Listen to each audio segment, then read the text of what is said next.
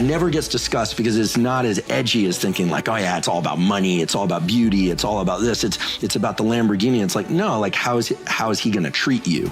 And so there's also something very special to people about the other person who is very desired by a lot of people, treating them particularly nicely. Right? Like, I mean, you hear this notion of being picked, right? Yeah. And there's mutual picking, and everything's changing now too, right? I mean, the way that you know, there are apps like Bumble where women actually have to say that it's, yes, I will talk to you, right? Yeah. It's not a bi-directional there's an asymmetric conversation. Yeah. In terms of physical appearance, a good shoulder to hip ratio, so relatively wide shoulders relative to hips, is one.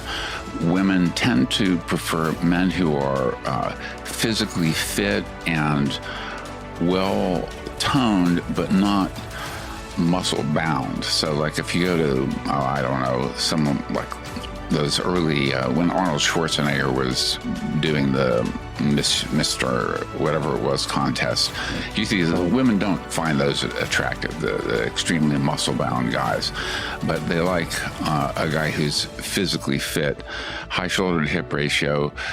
They like guys who are physically taller than they are, and guys who are a bit above average. I think that women might interpret a guy who is so obsessed with his body that they might view that as a sign of narcissism. Yes. And that's not a good trait. Most large-scale study that's been done on this is a study that I did a while back of 37 different cultures, and it's now been replicated by other researchers. But basically what we found is 3 clusters of things. We found qualities that both men and women wanted in a long-term mate. We found some qualities that were sex differentiated, where women preferred them more than men or men preferred them more than women.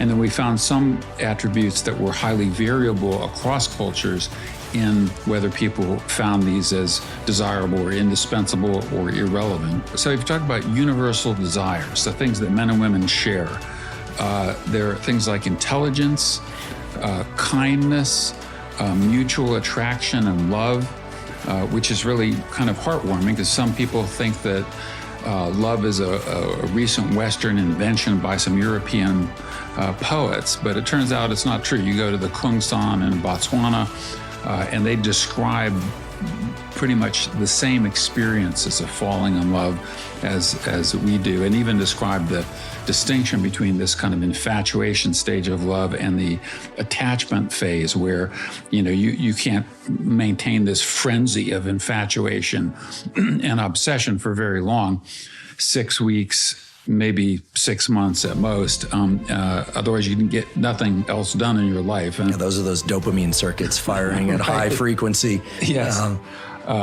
So mutual attraction, love, good health, dependability, emotional stability, although there's a bit of a sex difference there with women preferring it a bit more than men.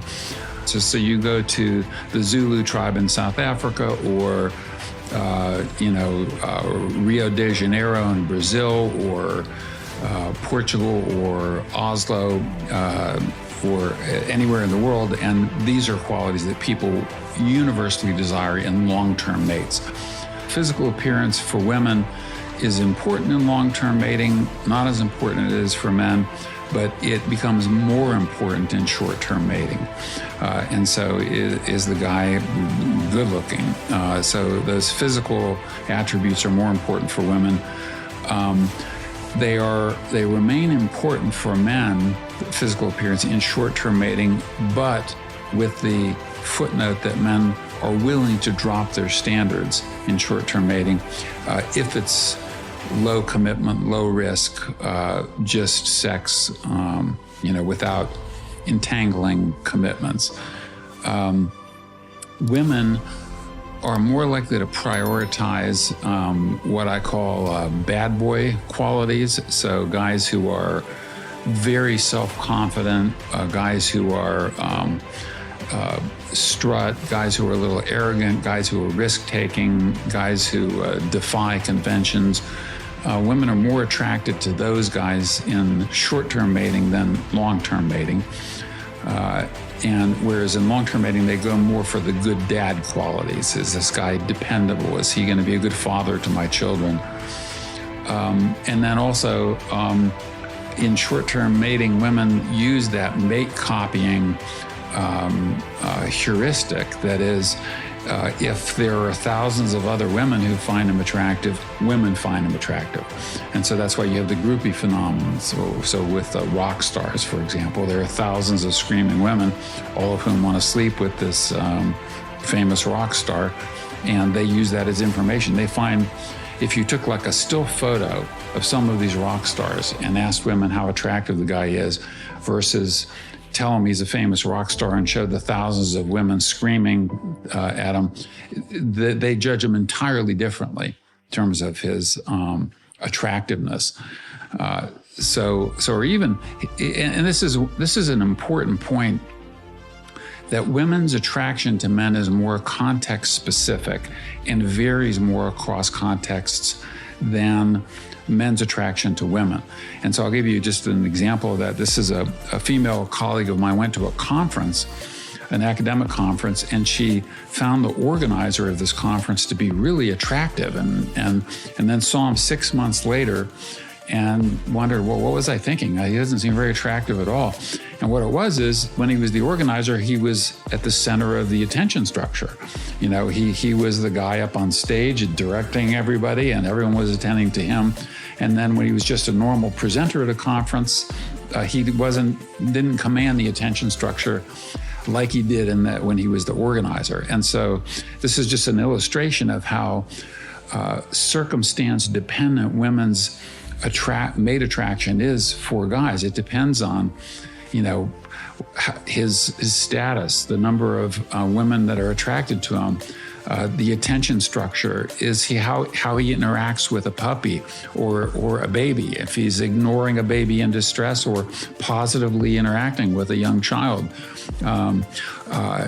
All these things, whereas for men, it almost doesn't matter. Context is more irrelevant. They're honing in on the specific psychophysical cues that the woman is displaying, and context be damned. Ultimately, right, there's the dopamine phase of a relationship, and then there's the serotonin phase, the kind of more mutuality, coziness, and sweetness. There's a great book about how to make sure that the dopamine component and the serotonin component, so to speak, go on forever. And it has to do with, when you first meet someone and you're attracted to them, you're essentially objectifying them. Meaning, not in the way people might think, you are not dependent on them for emotional stability or survival. As you get close with somebody, you really come to depend on them, and then you tend to objectify them less. And so this book, the name is kind of corny, but it's written by an analyst again. It's called Can Love Last? And it's a book about how really good, strong relationships are the consequence of people constantly moving through this dependency objectification dynamic. And I use those words in the true the psychological sense, not in the way they're typically thrown around nowadays. So the idea, in some cultures, men and women will only touch for 2 weeks out of the month. And then for the other 2 weeks, the excitement and the sensuality and the sexuality is very heightened. And then they go back to this kind of distancing. Now, I don't think that's feasible for most people, but if you look statistically, those relationships tend to last a very long time, with at least reported mutual feelings of intense attraction for many, many, many decades. So human beings need to learn how to at least understand and control these dynamics.